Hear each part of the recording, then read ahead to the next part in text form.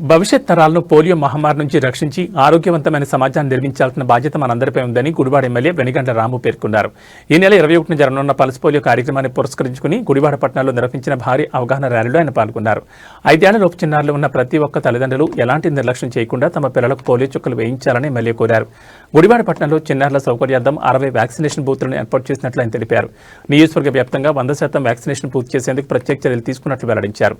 Polio రహిత దేశంగా భారత్ ఉంచేందుకు ప్రతి ఒక్కరూ సామాజిక బాధ్యతగా ఈ పోలియో డేను విజయవంతం చేయాలని పిలుపునిచ్చారు.